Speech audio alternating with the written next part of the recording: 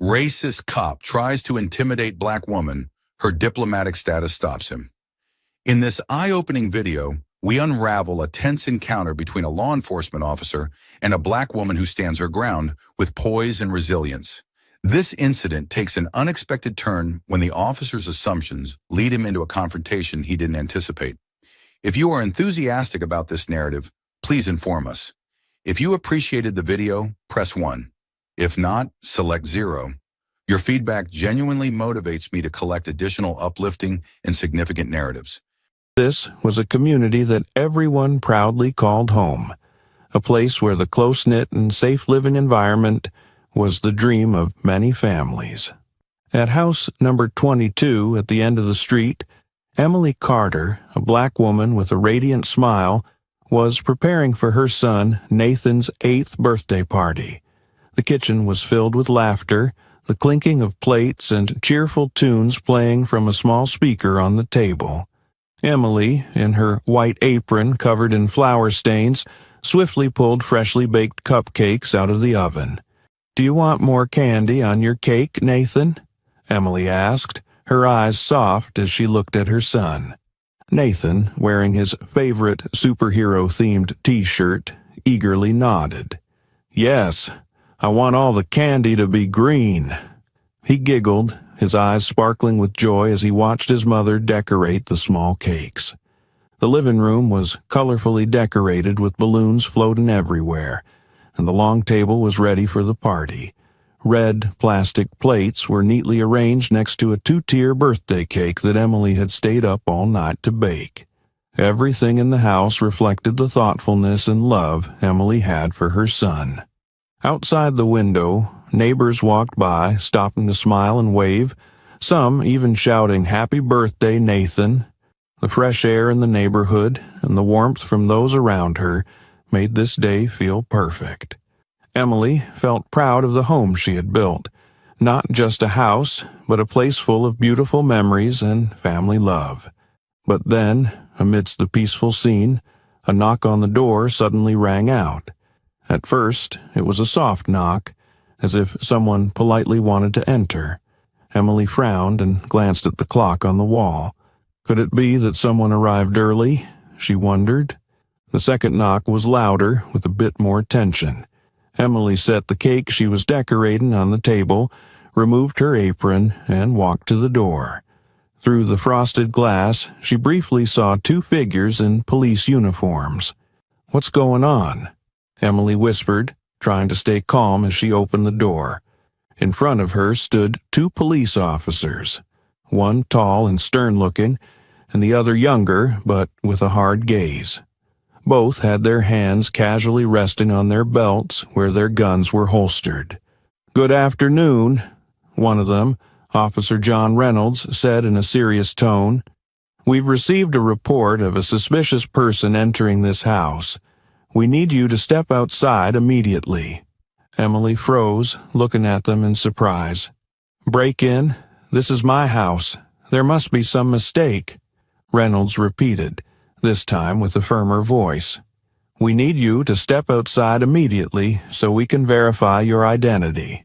Not wanting to make a scene in front of her son or the neighbors, Emily took a deep breath. "All right, I'll cooperate. But I assure you, you've made a mistake." As she stepped outside, Reynolds immediately grabbed her wrist, spun her around, and yanked both arms behind her, the sound of handcuffs clicking coldly as her wrists were locked into place. "Hey, this is my house." Emily struggled, her voice a mix of confusion and anger. "You can't do this." Reynolds ignored her protests, coldly stating, "You are under arrest for illegal entry. Anything you say can and will be used against you in court." Inside the house, Nathan stood frozen, his eyes wide as he watched his mother being handcuffed at the doorstep. The boy screamed, "Mom!" Nathan's cries pierced Emily's heart like a knife. She turned, shouting in desperation, "Nathan, I'm fine. Stay with Miss Lisa. I'll take care of this." But inside, a feeling of fear and injustice washed over her. The whispers of neighbors outside, the phones being raised to record the scene.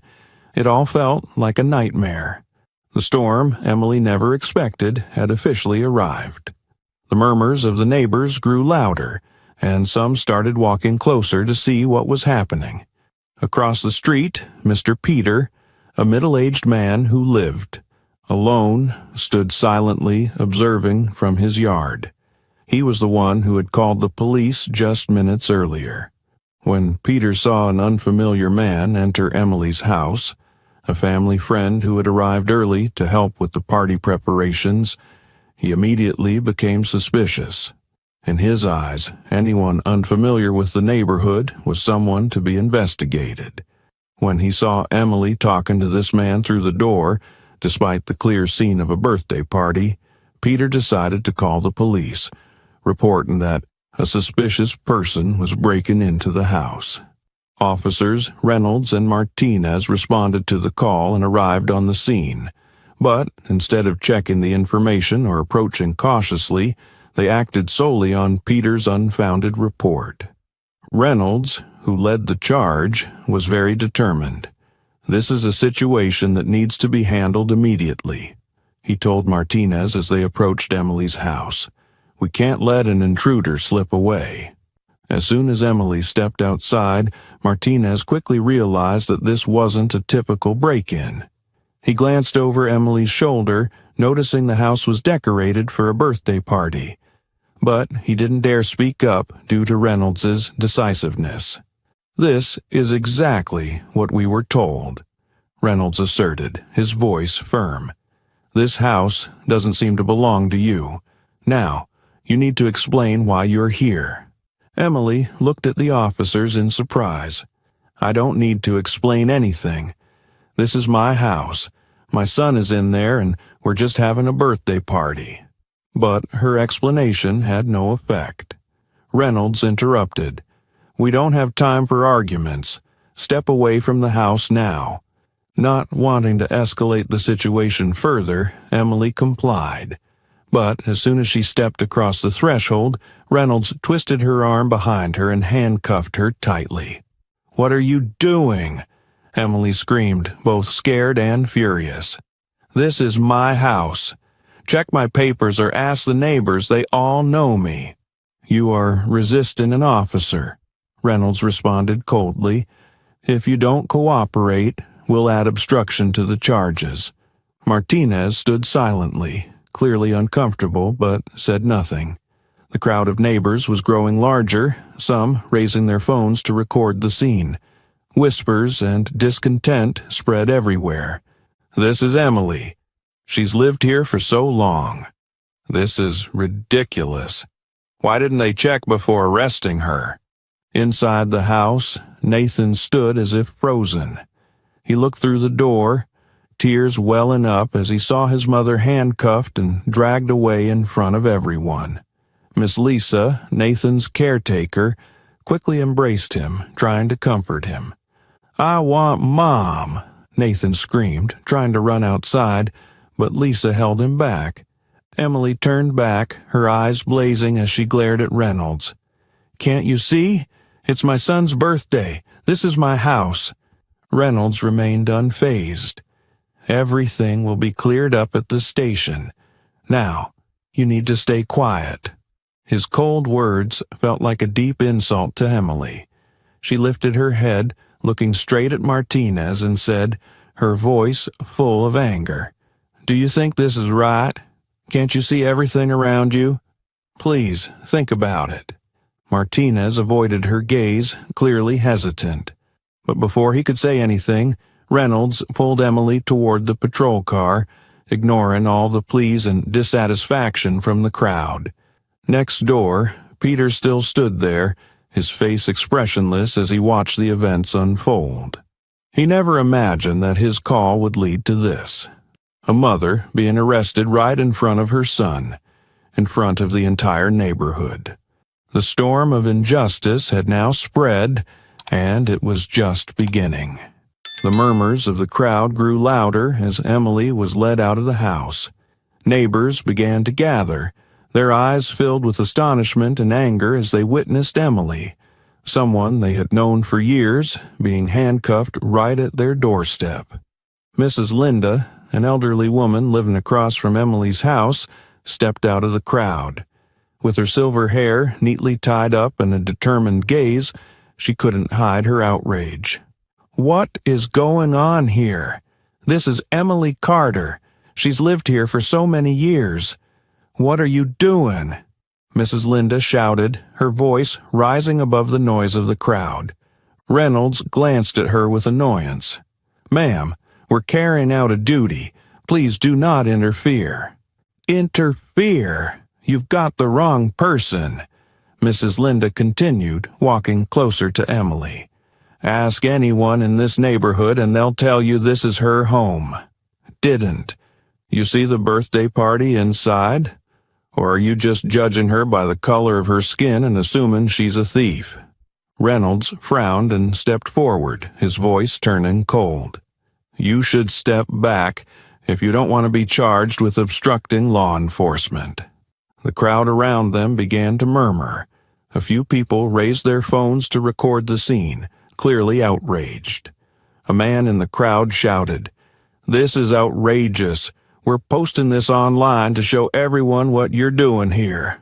Another woman standing nearby, holding her young child, shook her head in anger. "This is the most ridiculous thing I've ever seen. Everyone knows Emily. How could they think she's a burglar?" Reynolds, trying to maintain his composure but losing patience, roughly pulled Emily toward the patrol car. "We're just following procedure. If there's been a mistake, it will be addressed at the station." Emily turned back, her voice sharp but tinged with pain. "Procedure? Your procedure is to arrest someone in front of their child without checking anything. This is my home. Ask anyone here." Martinez, seemingly swayed by the pressure from the crowd, turned to Reynolds, his voice low but filled with concern. "John, maybe we should double-check. She has neighbors who can vouch for her. This isn't right." Reynolds snapped, "We can't lose control. If we start listening to every opinion from the crowd, we won't get anything done. Just take her in. Don't let emotions get in the way." Mrs. Linda stepped forward again, pointing at Martinez. "You're young. You can do the right thing. Don't let your superior push you into making a mistake." Martinez hesitated, his gaze drifting over the crowd before landing on Emily. She stood there, her hands still cuffed, but her fiery eyes seemed to silently say to him, "You know I'm right. Don't let this be a stain on your career." Outside, the crowd grew even larger, their voices turning into accusations and frustration. "Let her go," a man shouted. "This is discrimination." A young man in the crowd spoke up. "I've recorded everything. If you don't do the right thing, we're posting this online." The tension was palpable. Reynolds began to feel the pressure but still gripped Emily's arm tightly. Martinez, confused by the situation, turned back to look at Reynolds, his gaze uncertain. Amid the chaos, Nathan, the little boy standing inside, rushed to the door, crying out for his mother. "Mom, don't go." The sight of this sent the crowd into a frenzy. A neighbor yelled, "Don't you see this is destroying a family?" Reynolds gritted his teeth, trying to ignore the protests. "Everyone, keep calm. This is an investigation. If you don't cooperate, we'll take stronger action." But now, no one stepped back. The crowd moved closer, their eyes a mix of anger and solidarity. They knew this wasn't just about Emily. This was a warning to all of them.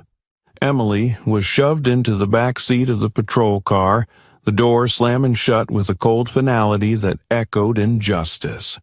She sat there, her wrists aching from the tight cuffs, her gaze fixed on Nathan, her little boy, crying out for his mother, held by Mrs. Lisa. The sight of him tore at her heart, as if every effort she had made throughout her life to create a safe home had been ripped away in an instant. She took a deep breath, trying to suppress the rising tide of emotions. But in the suffocating silence of the patrol car, memories from the past suddenly came flooding back, one by one, dragging her back to old wounds she had buried long ago. She remembered her younger years when her belief in fairness and opportunity still felt intact. Emily had been an outstanding student, always top of her class with a promising future ahead. But the first time she truly understood what injustice meant was when she entered the job market. Emily recalled the day she applied for an internship at a prestigious media company. Her resume sparkled. High grades, impressive research awards, and extracurricular activities. She had walked into the interview room with confidence and a bright smile. But that smile quickly faded when the middle-aged white recruiter glanced over her resume for a few seconds and said flatly, "We're looking for a more suitable candidate. Thank you for coming." Emily remembered his gaze, not the look of someone assessing her skills, but one filled with prejudice. Later, she found out that the position had been given to a less experienced candidate who was a better fit for the company's image. An image that had no place for a black woman like her. The next memory hit her like a crashing wave. It was a late evening when Emily was driving home after a long work day. She turned on her indicator and slowly made a turn at an intersection when suddenly the flashing lights of a police car appeared behind her. Her heart raced as she pulled over, trying to remember what mistake she had made. The officer approached, asking for her documents. "Where are you headed at this hour?" he asked in a cold, suspicious tone. Emily, trying to stay calm, replied, "I just finished work and am on my way home." He checked her documents slowly, his gaze never leaving her, as if she were a threat. After what felt like an eternity, he returned her papers without a word of apology, simply saying, "Drive more carefully next time." Emily remembered sitting in the car, motionless, for a long time afterward, tears welling up from the humiliation. She hadn't broken any traffic laws, but her skin color seemed to be the only reason she had been stopped. There was another time when she and her husband, William, had gone out for dinner at a fancy restaurant to celebrate their anniversary. The server came to them and said, in a quiet but pointed tone, "Sorry, but we made a mistake. Your table's in the back." Emily had been ready to protest, but William gently placed his hand on hers and shook his head. After dinner, when they were leaving, William said, "Don't let those people diminish your worth. They don't know who you are, but I do, and that's all that matters." These memories, fragments of a life full of struggle and endurance, ignited a quiet but fierce anger inside Emily.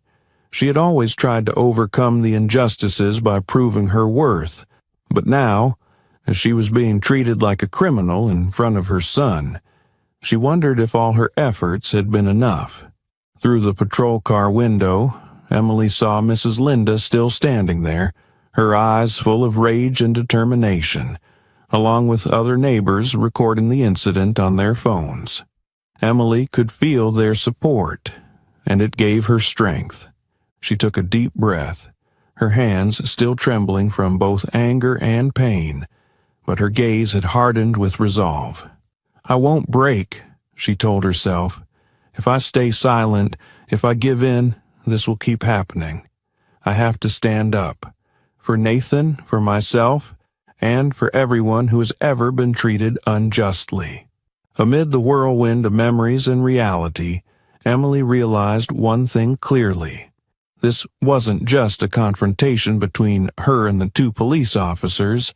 It was part of a larger fight, a fight she had no choice but to take on, for herself and her community. Inside the patrol car, Emily struggled to remain calm, but the feeling of helplessness weighed heavily on her shoulders. Through the fogged glass, she saw Nathan, her little boy, desperately trying to break free from Mrs. Lisa's arms, running toward the car. The sight was like a knife to her heart, leaving an indelible, unhealable wound. "Mom! Mom!" Nathan screamed, his voice cracking through sobs. He tripped on the road, his knees scraping against the ground, but still picked himself up and charged toward the car with all his tiny strength. As Nathan got closer, his small hands slammed against the patrol car's window, the rapid knocks echoing in the tense air. "Let my mom go! Let my mom go!" he cried out, tears streaming down his cheeks, his voice carrying the pain and fear no child should ever have to feel. Emily watched her son through the glass, her heart torn apart. She wanted to rush out, pull Nathan into her arms and reassure him that everything would be okay, that it was all just a misunderstanding and she would soon return. But the cuffs around her wrists and Officer Reynolds's cold stare prevented any action. She took a deep breath, trying to hold back the tears threatening to spill. "Nathan," she called, her voice trembling but firm. "Listen to me, my love. Everything will be fine. Stay with Mrs. Lisa, okay? Mom will be back soon." But Nathan wouldn't listen. He shook his head violently, his tiny fists still pounding on the window as though he wanted to break it down. "No, I don't want you to go. Please don't go." Nathan's cries were like thunder to Emily's ears, making her heart ache.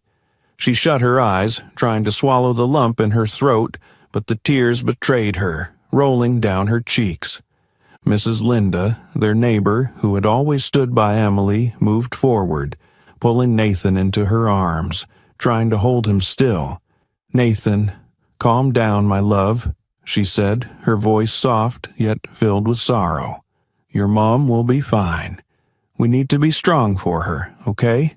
But Nathan struggled, trying to break free from her grasp. "I want Mom," he yelled, his tears soaking his little face. Mrs. Linda, unable to bear the sight, turned to the two police officers, her eyes blazing with anger. "Can't you see? This isn't a family of intruders. This boy is panicking and you still think you're doing the right thing? Let Emily go." Officer Martinez, who had been hesitant from the start, glanced at the scene before him, clearly moved. He lowered his head, speaking quietly but tensely.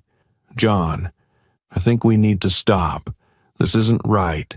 This kid can't be faking it, and everyone here knows they're a family." Reynolds, still trying to maintain his tough exterior, responded coldly, "Procedure is the procedure. If we let emotions get in the way, we won't get anything done." Emily, sitting in the car, saw the brief hesitation in Martinez's eyes. She summoned all her remaining strength, shouting through the glass, "Please, look at the reality. This is my home. My son is right there. How can you do this to us?" The crowd around them grew larger, whispers turning into clear protests. A young neighbor raised their phone high, shouting, "We're all recording. If you don't let her go, everything will go online. This is blatant discrimination." Nathan, despite being held tightly by Mrs. Linda, kept looking back at his mother through the window. His eyes were filled with tears, but within them was a fear Emily had never wanted to see in her son. "Mom, promise me. Will you come back?" Nathan choked, his voice growing quieter but still full of trust in his mother. Emily forced a smile, though her lips trembled. "I promise, my love. I'll be back. Everything will be okay." Those words weren't just a promise to Nathan, but a promise to herself. Emily knew she had to stand up, not just for her honor, but for Nathan, so he would never have to live in fear like this again. At that moment, a strong determination rose within her. She took a deep breath, trying to suppress the tears, thinking to herself, "I will fight. Not just for myself, but for all the children like Nathan, so they will never witness this again." Outside the car, Mrs. Linda continued to hold Nathan, her gaze fixed firmly on the two officers. "I hope you know what you're doing," she said, her voice full of defiance. Officer Martinez turned to Reynolds, clearly feeling the pressure from both the crowd and the increasingly uncontrollable situation. "We can't keep doing this, John. If this is a mistake, it'll ruin our careers." Reynolds said nothing, but his face started to harden, a sign of hesitation. Meanwhile, Emily sat in the car, her gaze on her son, silently promising, "I'll never let this tear our family apart. Nathan, I promise." Emily sat in the patrol car, her eyes never leaving Nathan, but inside, a fierce internal struggle raged. She knew she couldn't let this continue for even another minute. She took a deep breath, trying to stay calm, then turned to the window where Officer Reynolds was standing. "Listen to me," she said, her voice clear and stronger now. "I'm Emily Carter, wife of Captain William Carter, head of the Westwood Police Department. Call him right now, and you'll understand that you've made a huge mistake." Reynolds, distractedly eyeing the growing crowd, suddenly turned and looked at Emily through the window, his gaze dripping with sarcasm. He took a step closer to the car, bent down, and smirked. "Captain Carter's wife, huh? Do you think we're naive enough to believe that?" Reynolds sneered. "If you are his wife, I think we'd know by now. Everyone knows who he is. Don't think you can use his name to get out of this." Emily suppressed the anger rising within her, trying to keep her voice steady. "You don't need to believe me right now. Just take the radio and call the dispatcher. It will only take 5 minutes, but it could save you from the consequences you're about to face." Reynolds crossed his arms, standing tall with a look of unyielding resolve. "I don't have time for these games. You'll be explaining everything at the station. That's the procedure." Martinez, who had been standing by from the beginning, clearly wavered. He glanced at Reynolds, then turned to Emily. "John," Martinez said, his voice softer, "maybe we should check. If she is Captain Carter's wife, we have no obligation to verify anything on site." Reynolds cut him off, his tone icy. "We go by the report. If there's a mistake, it'll be handled at the station. No more arguments." Emily couldn't take it anymore. She slammed her hand against the window, her eyes fixed on Reynolds, her voice sharp with determination. "You're making a huge mistake. I've stated who I am. I asked you to verify it, but you refused. If you don't do it now, I promise you'll regret it." Reynolds frowned, clearly thrown off by Emily's unwavering confidence, but he still kept his cold demeanor. "Look, if you keep making this harder, I'll add obstruction to your file. Don't think I won't." That threat only fueled the fire. Emily leaned back in her seat, trying to control her emotions. Through the glass, she saw the crowd outside growing larger. Some neighbors started shouting louder. "This is Emily Carter. Everyone knows her. Please double-check." An older man in the crowd shouted angrily, "This is her home.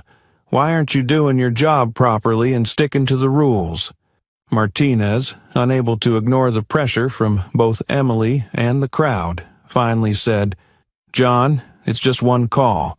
We lose nothing. If she's lying, we can continue. But if she's right, we'll be in big trouble." Reynolds looked at Martinez with clear disapproval, but finally sighed. He grabbed the radio, his voice reluctant. "Fine, but I'm warning you. If this is just a bluff, she won't get away with it." Emily sat up straight, her eyes resolute, her face a mix of confidence and righteous anger. She stared at Reynolds, her voice unshaken. "You'll have to learn to take responsibility. One day, you'll realize that procedures can't hide injustice." Reynolds pressed the button on the radio and spoke curtly. "Dispatcher, verify a woman named Emily Carter, who claims to be the wife of Captain William Carter. Request urgent confirmation." A flat voice came over the radio. "Received. Please hold for a moment." At that moment, everything seemed to freeze. All eyes were on Reynolds and Martinez. The crowd grew quieter, only murmurs remaining. Emily felt her heart race, but she showed no sign of worry. She knew the truth would come out, and that would change everything. But she also knew that what she wanted wasn't just to prove herself right. It was to expose a larger issue, the injustice she and people like her had to endure every day. And then the radio crackled again. Confirmation. Emily Carter is the wife of Captain William Carter. Immediate release requested and awaiting further instructions. The words were like a thunderclap in the sky. Reynolds stood frozen, his eyes wide with shock. Martinez took a step back, clearly overwhelmed by what he had just heard. Inside the car, Emily stared directly at Reynolds without uttering a word, but her gaze seemed to say, "I warned you." When the voice from the radio crackled again, confirming that Emily was indeed the wife of Captain William Carter, the space around them seemed to freeze for a few seconds. Everyone, from the crowd of neighbors to the two police officers, fell silent, stunned by the truth that had just been revealed. Reynolds stood motionless, his hand still holding the radio, his eyes vacant as if he couldn't believe what he had just heard. Martinez, who had been wavering before, now took a step back, his face showing clear signs of confusion and embarrassment. Outside, the silence didn't last long. The crowd quickly erupted into an angry wave. Shouts and criticisms grew louder. "See? We told you. She told you to check from the start. Why did you have to wait until now? What are you doing? This is clear racism." A man in the crowd raised his phone and shouted, "Everything is recorded. It's all going online. We won't let this go." Reynolds, sweat beginning to bead on his forehead, turned to Martinez, his voice trembling. We were just following protocol. This is a mistake. We didn't know." But before he could finish, the door of the patrol car swung open. Emily stepped out, standing tall, her cold gaze sweeping over the two officers. "I told you," she said, her voice clear and strong, but not raised. "You will regret your actions." Her words hit like a sentence, resonating through the tense air. Reynolds lowered his head, while Martinez could only stand there, motionless. Emily turned to face the crowd, her eyes meeting each person looking at her with empathy and anger on her behalf. She took a deep breath and spoke, her voice filled with confidence and determination. "This is not just about me," she said, her voice ringing out, causing the crowd to fall silent to listen. "Today, I'm the one humiliated in front of my son, treated like a criminal in my own home. But you know what? I'm not the first. And if we don't do something, I won't be the last." The crowd nodded, some people shouting, "That's right. We're here for you." Emily continued, her voice growing stronger. "We've suffered enough. These actions are not mistakes. They are the result of prejudice, of injustice ingrained in the system. We cannot remain silent anymore." At this moment, Reynolds turned to Martinez, trying to find an excuse. We didn't intend to offend. This was just..." Emily cut him off, her sharp gaze fixing directly on him. "Your intentions don't matter. The result was that I was handcuffed in front of my son. The result is that you ignored everything I said, all the clear evidence from this community. That is unacceptable." Suddenly, applause erupted from the crowd, quickly spreading. The cheers and clapping gave Emily new strength. At that moment, a black SUV with the police department's logo screeched to a halt at the scene.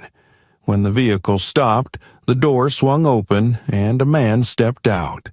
It was Captain William Carter, a tall figure with a cold face and eyes full of authority. "William," Emily called, her voice finally softening as if her strength was renewed by the sight of her husband. Captain Carter walked directly toward Reynolds and Martinez, ignoring the tension surrounding them. His sharp gaze swept over the two officers, his voice low but powerful. "Who is responsible here?" Reynolds stepped forward, stammering, "Sir, this is a mistake. We were just—" "A mistake?" Carter interrupted, his voice filled with restrained anger. "A mistake you didn't bother to check her identity? A mistake that led to handcuffing my wife in front of my son? This isn't a mistake. It's negligence." Martinez, standing beside him, lowered his head, trying to speak but failing to find words. Captain Carter looked directly at Reynolds, his voice cutting through the air. "Uncuff her. Now." Reynolds, his face flushed, hurriedly stepped forward to remove the cuffs from Emily. As the cuffs fell to the ground, Emily gently rubbed her wrists, then lifted her head to look straight at Reynolds. "Remember this moment," she said, her voice unwavering. "It will be a lesson you will never forget." The crowd erupted in applause and cheers. The words of sympathy and support for Emily rang out endlessly. But in her eyes there was no joy, only determination. She knew that what had just happened was only the beginning of a much larger struggle. Suddenly, a black SUV with the police department logo rushed to the scene, the sound of its tires screeching on the road silencing the crowd. The door of the vehicle opened, and from inside, Captain William Carter stepped out, tall and upright in his neat police uniform. His face was cold, but his eyes showed restrained anger like a storm waiting to explode. All eyes turned toward Captain Carter, and the crowd seemed to part, giving him space as he walked toward Reynolds and Martinez. Emily, still standing tall among the neighbors, looked at her husband with a mixture of relief and pain. William stopped in front of the two officers, his gaze like a blade sweeping over each of them. Reynolds, though trying to maintain a tough exterior, was losing his composure, while Martinez kept his head down, avoiding his superior's gaze. "Explain," William said, his voice deep but commanding. "Why was my wife, handcuffed in front of her own home, in front of my son and all our neighbors?" Reynolds stammered, trying to find an excuse. "Sir, we were just following protocol. We received a report about an intruder and she matched the description." William raised his hand to cut him off. "Protocol? You call this protocol?" His voice rose, filled with fury. "Is your protocol to arrest a woman without checking her identity? To ignore her explanations? To humiliate her in front of her son?" Reynolds lowered his head, but William wouldn't let him off. "Do you know what she said to you? She asked you to check. She clearly stated her identity. And what did you do? Ignored it. You didn't even bother to verify anything." The crowd around them began to murmur, and many shouted in unison, "That's what happened." Martinez, unable to stay silent anymore, softly spoke up. "Sir, I suggested checking, but we were pressured by the initial report and—" William turned to Martinez, his voice full of disappointment. "Pressure? Do you think that's a valid reason to insult and humiliate an innocent person? My wife is not a thief. She's a mother, hosting a birthday for her son, and you turned that day into a nightmare for our family." Martinez lowered his head, unable to respond, while Reynolds continued to try to justify himself. "We didn't mean to offend, sir. This was just a mistake." William looked straight at him, his eyes burning with intensity. "A mistake? You call this a mistake? Don't you understand? This is not just carelessness. It's irresponsibility and prejudice. Don't think you can call it a mistake and hope it will fade away." The crowd erupted in applause and cheers. Some shouted, "That's right. Don't let them get away with it." William raised his hand to signal for silence. He turned back to look at Reynolds and Martinez, his voice now slow but sharp. "I won't let this end here. You will be held accountable, not just to me, but to this entire community." He scanned the neighbors standing around and then turned back to the two officers. "I'm requesting that you write a full and clear report on what happened, effective immediately, and from now on, you're suspended pending an investigation. Do you understand?" Reynolds tried to say something, but the words caught in his throat when he saw the unwavering determination in William's eyes.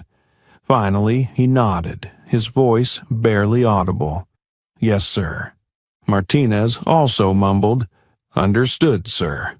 William turned to Emily, his gaze softening slightly when he saw her still standing firm.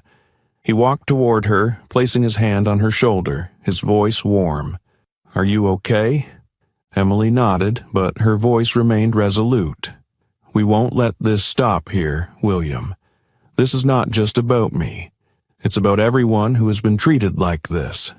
William squeezed her shoulder, his eyes filled with empathy and determination. "I know," he said. "We won't stay silent." The crowd cheered even louder, with some shouting, "We're here for you, Emily. We won't let this go." William looked back at Reynolds and Martinez one last time before speaking with authority. "I'll make sure this is handled properly. But remember this, there will be no tolerance for any irresponsible behavior in my police department." Then he placed his hand on Emily's back and led her away from the scene. Nathan, held by Mrs. Linda, rushed forward and hugged his mother tightly.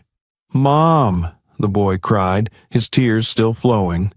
Emily knelt, holding her son tightly in her arms, tears finally streaming down her face. "Mom's here, Nathan.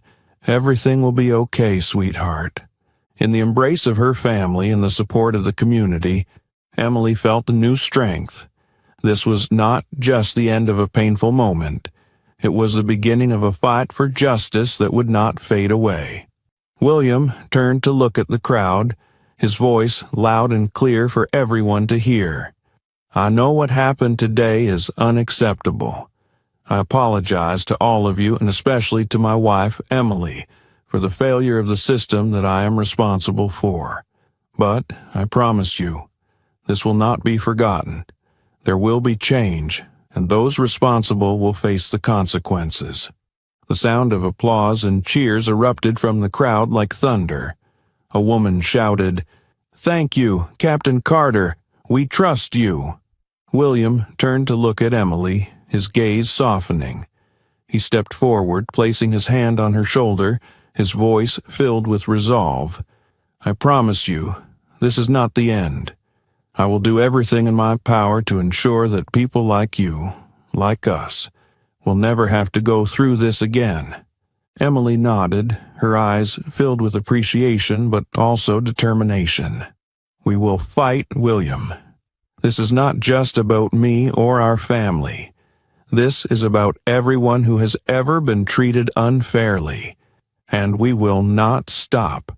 The two of them stood side by side, surrounded by the support of the community, a declaration that the fight against injustice had only just begun.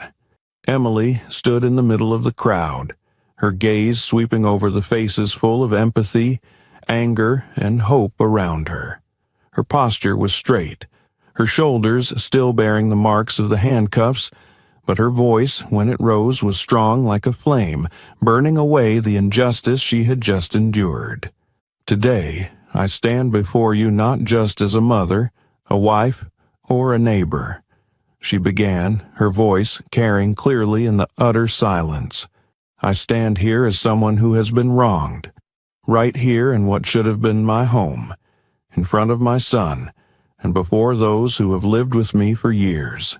But what hurts even more is that this is not the first time this has happened.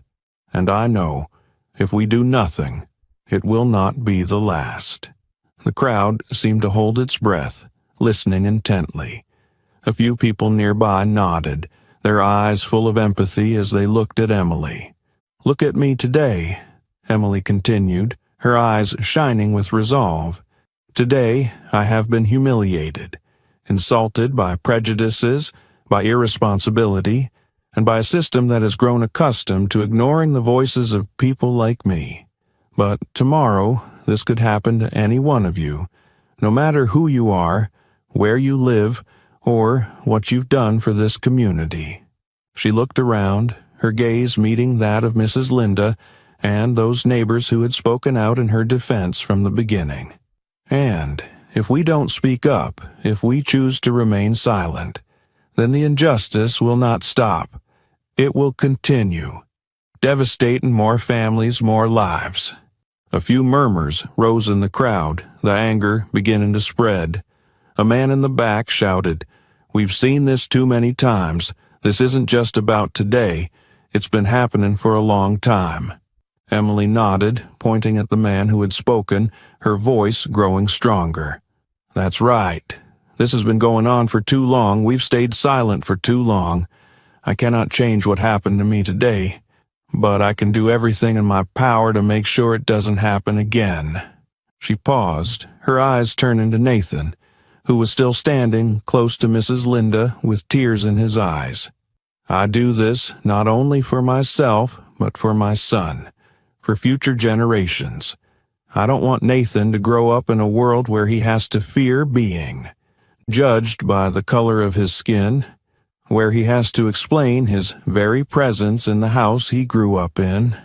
Nathan looked up at her, his eyes full of admiration and love. Emily turned back to face the crowd, her voice thick with emotion. "I don't want any other child, any other family to go through this pain. But I can't do it alone. We need to unite. We need to stand up together, not just to protect ourselves, but to demand a better, fairer society for all of us." A single clap rang out, then two, then three. The applause spread like a wave through the crowd.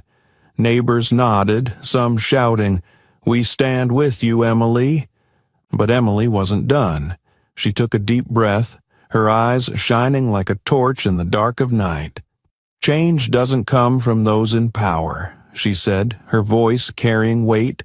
"It comes from us, from this community, from our unity. We cannot just criticize or blame without acting. We must demand accountability. We must demand change." A young woman, standing nearby, holding her child tightly, began to cry. "You're right, Emily. We can't let this continue. We won't stay silent anymore." Mrs. Linda stepped forward, placing her hand on Emily's shoulder, her eyes red. "We've always been here for you, Emily," she said, her voice trembling but resolute. "You've always protected this community, and now it's our turn to stand with you." A loud cheer erupted from the crowd, voices in unison shouting, "We won't stay silent anymore. We will fight." Emily looked around, feeling the power of unity. She nodded, tears welling in her eyes, but her gaze still burning with determination. "Thank you all," she said, her voice full of emotion. "Thank you for choosing to stand up. This is what we need, the strength of the community. And I promise you, we will not stop until everyone is treated fairly, no matter who they are." William, standing behind her, placed a hand on his wife's shoulder, his eyes filled with pride. He looked at the crowd and added, his voice ringing out, "She's right. Change doesn't come from just one person. It comes from all of us. We will do everything we can to ensure justice is served, not just here, but everywhere." The crowd responded with louder cheers and clapping. Several neighbors stepped forward, embracing Emily, patting her on the back as if to give her even more strength. Nathan ran over, hugging his mother tightly, his small voice filled with trust. "I'm proud of you, Mom." Emily bent down, hugging her son tightly, the tears finally falling. But these were tears of strength, hope, and determination. In the arms of her family and surrounded by the strong support of the community, Emily felt a new strength. She was no longer just a victim of injustice, but now she was a symbol of the struggle, of hope, and of the belief that unity could change everything. The next morning, the story of Emily and the injustice she had endured spread like wildfire on social media. A video recorded by neighbors showing Emily being handcuffed right in front of her house, along with her strong words to the crowd, quickly garnered millions of views and shares. Hashtags like Justice for Emily and End Racial Profiling trended, with countless posts expressing outrage and support for her. The images and video not only stirred public opinion, but also attracted media attention. Major news outlets began posting about the incident, interviewing Emily's neighbors, and airing the video on national TV channels. The outrage from the community wasn't confined to Emily's neighborhood. It spread across the country. Public pressure forced the Westwood Police Department to act immediately. That afternoon, Captain William Carter held a press conference outside the police station. In a room packed with reporters, William stepped up to the podium with a serious demeanor. He was dressed in a neat police uniform, but his eyes clearly showed determination and responsibility. On behalf of the Westwood Police Department, I would like to extend my sincere apologies to Emily Carter, her family, and the entire community, William said, his voice low but authoritative. What happened yesterday is unacceptable. It was not just a personal mistake, but a failure of the system that we are responsible for improving. William paused for a moment, his gaze sweeping over the reporters who were attentively recording his every word. I want to publicly announce that, effective immediately, the two officers involved in this incident, John Reynolds and Michael Martinez, have been suspended pending an internal investigation.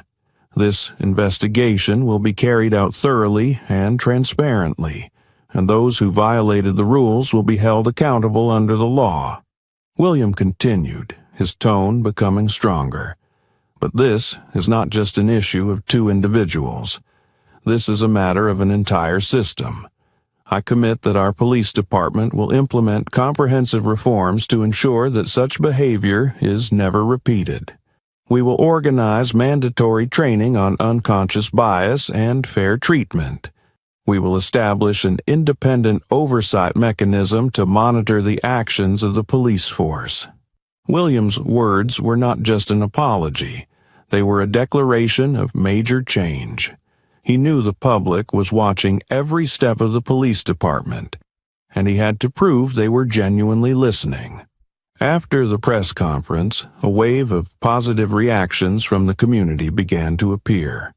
Many people felt hopeful upon seeing a leader who was willing to confront the issue and commit to making changes. On social media, the hashtag #WeStandWithEmily continued to spread, but this time accompanied by messages supporting the announced reforms. Emily also received numerous messages from strangers. They thanked her for speaking out, for being brave enough to stand up not just for herself, but for all those who had been treated unfairly. Some even shared their own stories, recounting times they had faced discrimination but had no opportunity to fight back. Meanwhile, Reynolds and Martinez faced fierce criticism.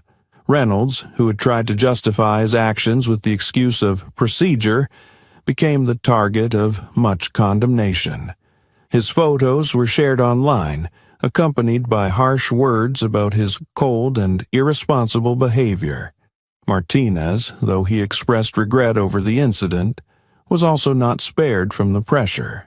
Some defended him, claiming he had tried to stop Reynolds' actions, but most believed his silence at that moment was also part of the problem. In the following days, Emily became a symbol of the fight against injustice. She participated in several media interviews but always emphasized that this was not just her story. "This is not just about me," she said during a live interview.